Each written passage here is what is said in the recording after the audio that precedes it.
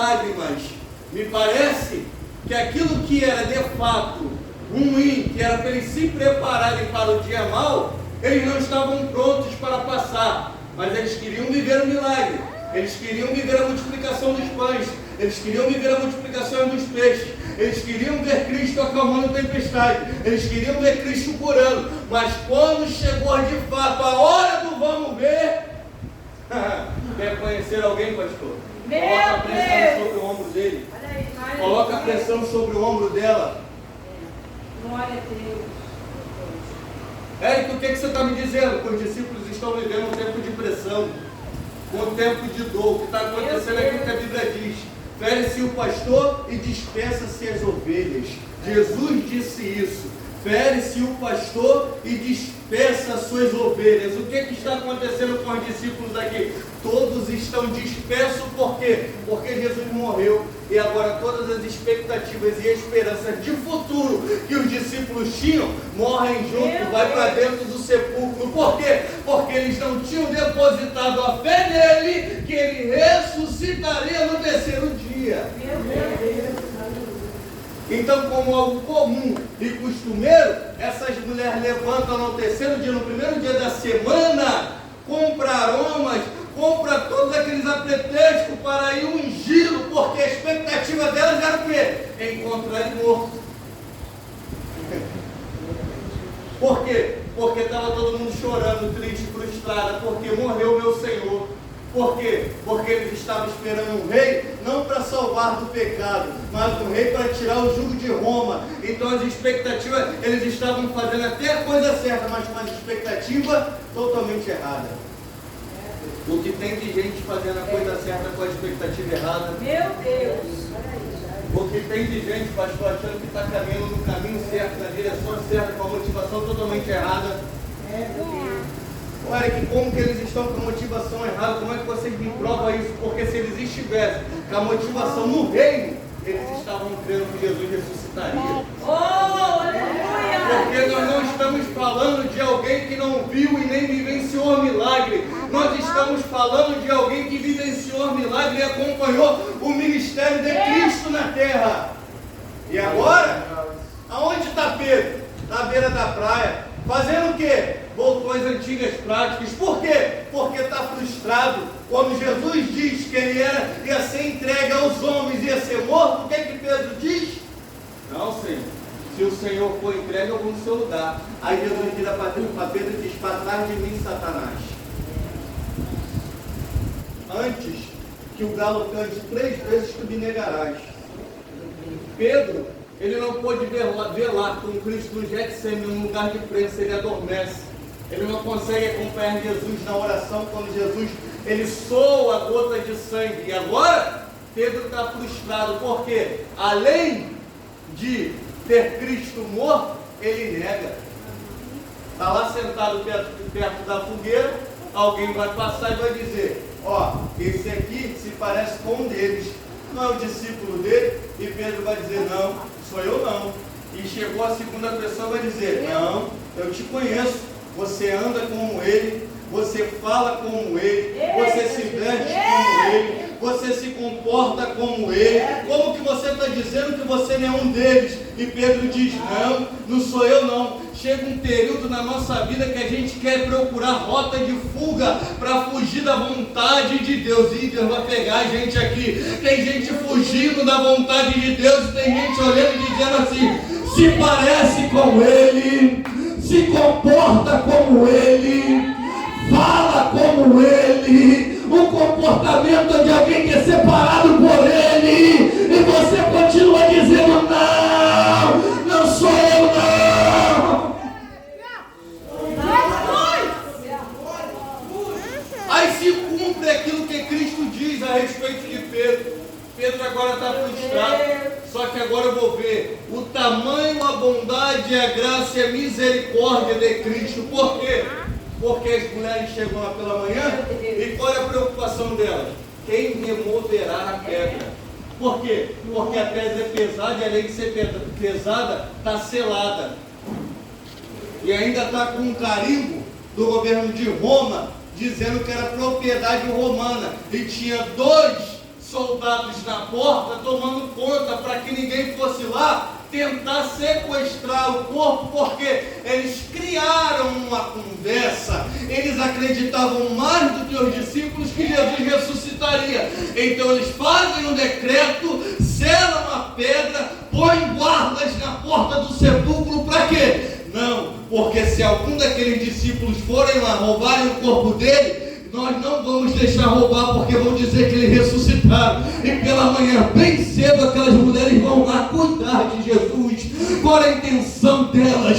Tratar do corpo de Jesus, embalsamar Jesus, cuidar dele. E quando elas chegam lá no sepulcro, elas se deparam com um jovem vestido com uma roupa branca, e eles se viram para elas e vai dizer o seguinte: o que vós procurais aqui?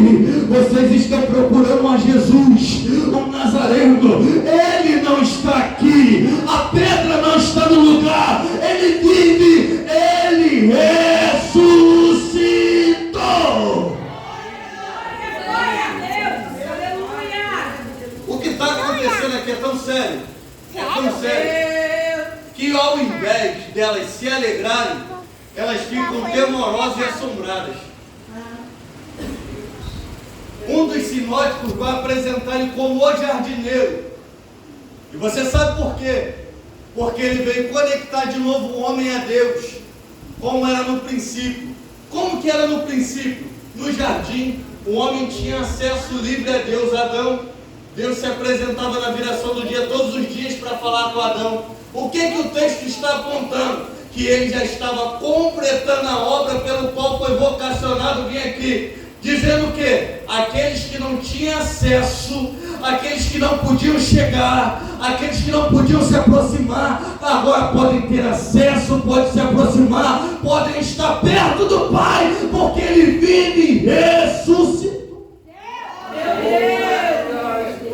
Glória! Aleluia! Agora, elas vão se retirarem do sepulcro. Meu Deus! E o texto diz que após Cristo ressuscitar no primeiro dia da semana, ele vai se manifestar a Maria Madalena, da qual ele tinha expulsado 7 demônios. Mas o que me chama a atenção, pastor, é que a narrativa do texto diz o seguinte: vá e diga aos discípulos deles e a Pedro. Perceba que aqui existe um destaque no nome de Pedro. Por quê? Porque Pedro, ele estava vivendo um tempo de frustração. Por quê? Porque estava vivendo um tempo de luto, de dor, e tinha praticado aquilo que não era para praticar. Então ele volta a praticar aquilo que ele praticava antes mesmo de Cristo vocacioná-lo. Ele está lá, voltou para a pesca, voltou para a beira da praia. Só que a misericórdia de Deus é tão grande, a bondade de Deus é tão grande, que ele diz o seguinte: vá e diga a Pedro que eu ressuscitei. Tem gente que chegou aqui nessa noite dizendo o seguinte: o meu ano de 2022 foi ano de frustração, o meu ano de 2022 foi um ano de dor, o meu ano de 2022 foi um ano de perda, o meu ano de 2022 foi um ano de frustração. E você está dizendo: Deus não tem mais propósito na minha vida. Parece que as promessas que Ele fez outrora na minha vida não vão se cumprir. Está tudo de cabeça para baixo. O ano virou. Parece que a minha vida não vai mudar. E Deus me trouxe aqui nessa noite com uma boa palavra de Deus para liberar sobre a tua vida. Ei, independente da maneira que você deu entrada por essas portas, independente de como foi o teu ano de 2022, eu vim com uma boa palavra de Deus para liberar sobre a tua vida. Ele está dizendo: vá e diga para ele e para ela que eu ressuscitei. Não é o fim, existe esperança.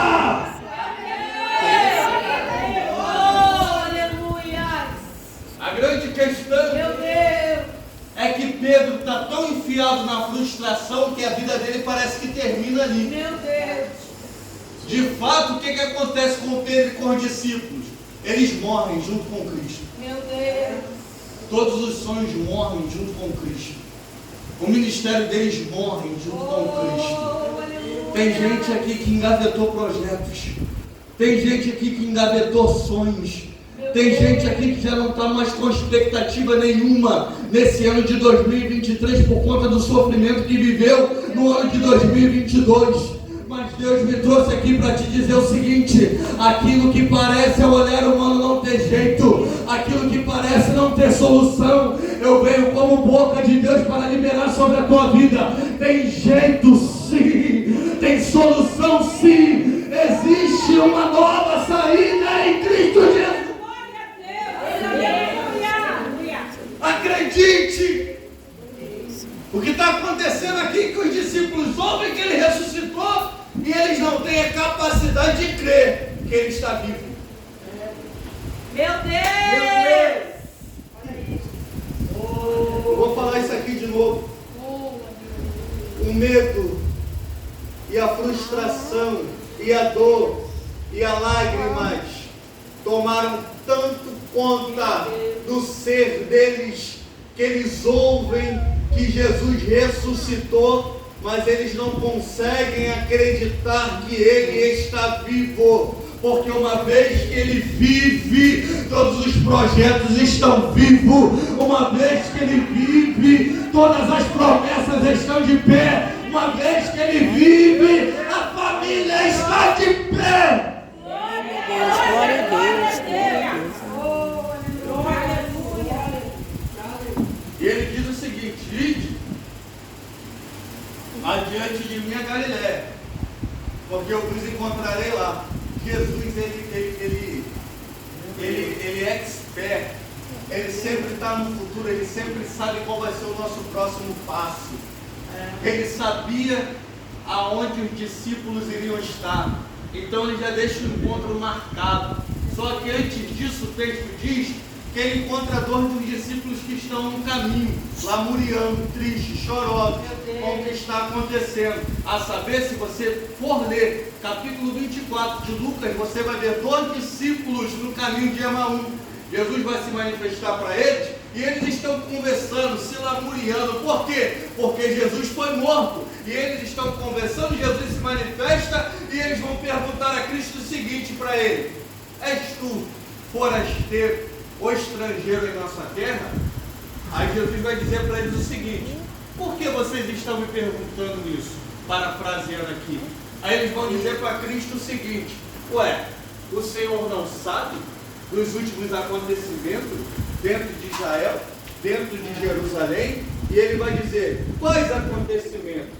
Nosso Jesus, o Cristo, ele foi morto, ele está morto, foi crucificado. Só que eles estão tão tomados pela frustração que Jesus está caminhando com eles e eles estão se retirando de Jerusalém, saindo de dentro do propósito de Deus. Por conta de quê? Por conta da frustração. Porque a frustração, ela tem o poder de tentar te paralisar e neutralizar a sua marcha. Só que Jesus está se manifestando no caminho de Emaús. Esses 2 discípulos estão perguntando para eles: me dizem o que está acontecendo.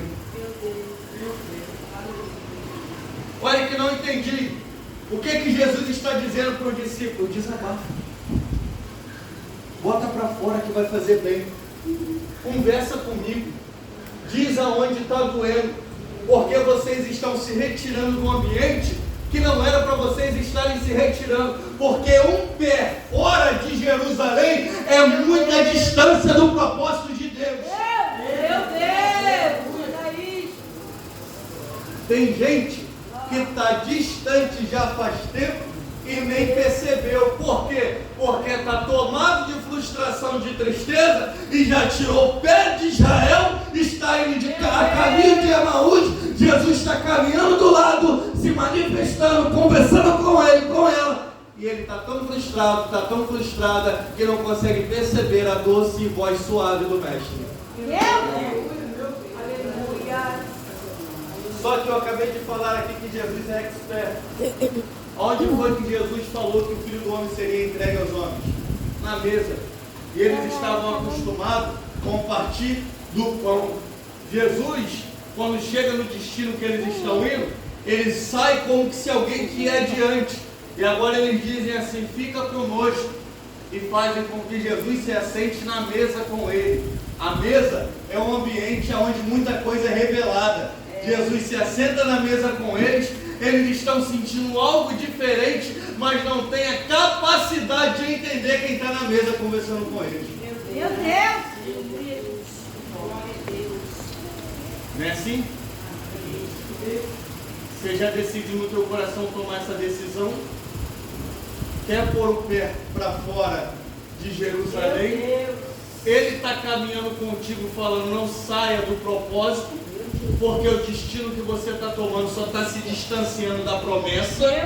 Só que você está tão insensível e frustrado e frustrada com o que aconteceu, com o que ocorreu em 2022, que você não tem mais sensibilidade em ouvir a voz do Mestre. E agora ele está te levando para o ambiente de comunhão, para o ambiente onde muita coisa é revelada. Ele está sentado na mesa, eles não sabem quem está com eles na mesa, eles estão batendo um papo na mesa sobre os últimos acontecimentos dentro de Jerusalém. Pode trazer aqui, filha, obrigado. Eles estão trocando uma ideia na mesa e um olha para a cara do outro e diz assim: ó, Catuca, ó, tá sentindo não? Por quê? Estou sentindo um negócio diferente aqui, cara. E eu só sentia isso quando Cristo estava vivo. Aí o outro olha para ele: o que é que tu está sentindo? Está arrepiando tudo. É um fogo que sobe do pés à cabeça. Está me dando vontade de pular. Está me dando vontade de rodar. Aí o outro está dizendo: esse trem aí contagia, rapaz. Que tu está falando comigo, eu comecei a sentir também. Eu estou todo arrepiado, é um fogo. É um negócio diferente que está acontecendo nessa mesa aqui. Aí Cristo pega o pão, aleluia, oh glória. Eles estão assentados na mesa insensíveis, mas quando Cristo pega o pão, ó, ele levanta o pão e dá graça, ó. Aí o texto diz: e no partir do pão, e no partir do pão, perceberam que era ele. Aleluia, oh glória a Deus.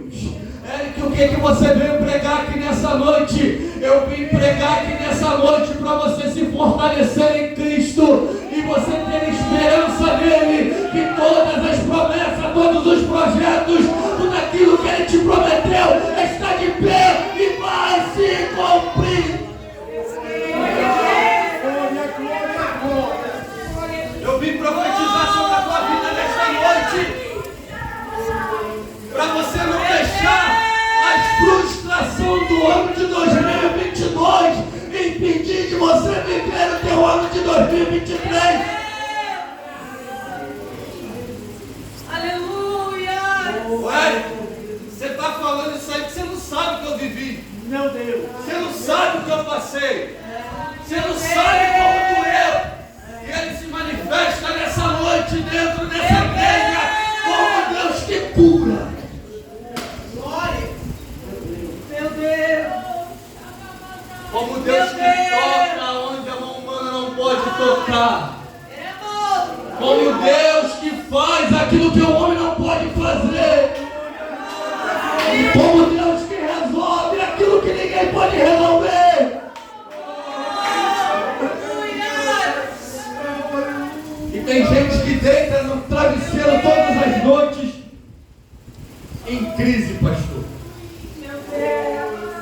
Uma confusão tremenda na mente, porque deixou a frustração tomar conta do teu ser, porque deixou a tristeza entrar dentro do teu coração.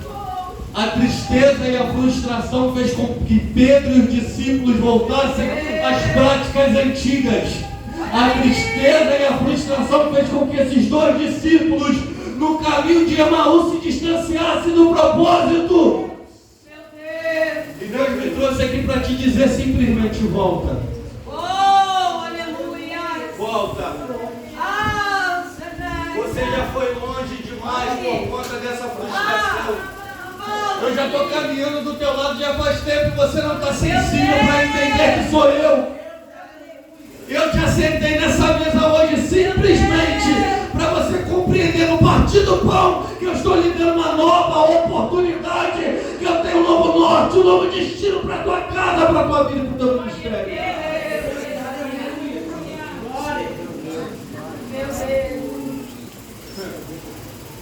Diz o texto, para mim finalizar que o tempo acabou. Diz o texto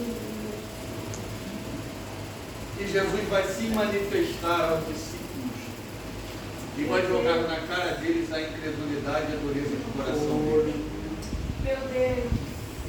O que me chama a atenção é que mesmo os discípulos estão incrédulos, mesmo os discípulos estão faltando fé, mesmo os discípulos não estando acreditando que ele havia ressuscitado, ele se manifesta mais uma vez como discípulos. E a Bíblia vai dizer que ele passa por um período de 40 dias como discípulos, os preparando para exercer a chamada pela qual foram convocados para exercer.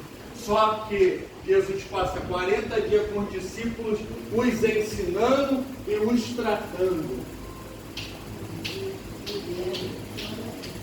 Você está achando que depois dessa frustração, ele vai te envolver no ofício pelo qual ele te vocacionou antes de te tratar? Oh, aleluia! Eu vim profetizar o ano de 2023 de crescimento sobre a tua vida. Eu vim profetizar o ano de 2023 de triunfo. Eu vim profetizar o ano de 2023 de expansão espiritual sobre a tua vida.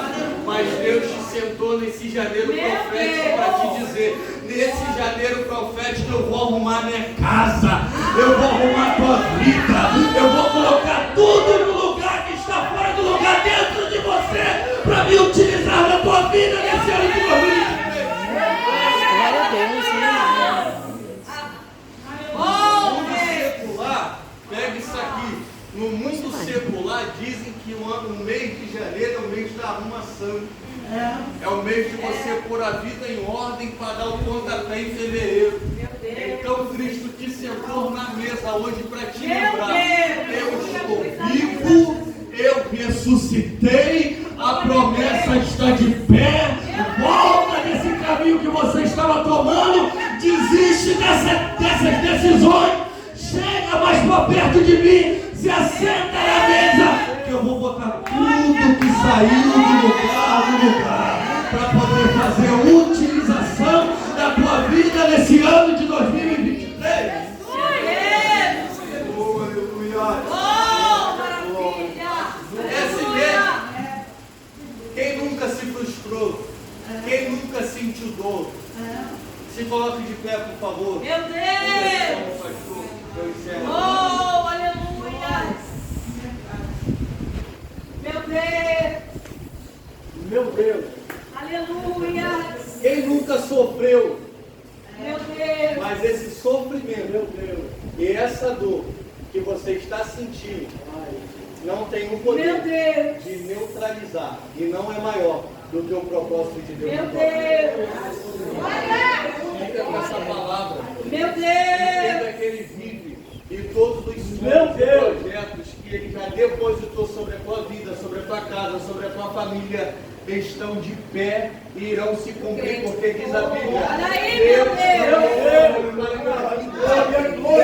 do homem para que se arrependa. Porventura diria Deus e não cumpriria com a tua palavra. Aquele que prometeu é fiel, independente das lutas, independente das frustrações, independente das cicatrizes, independente das lágrimas, independente da dor, Ele te chama nessa noite, te sacode e diz: tudo aquilo que eu projetei para a tua vida nesse ano irá se cumprir. Meu Deus! Essa palavra no teu coração. Aleluia! Eu agradeço a minha oportunidade no nome de Jesus.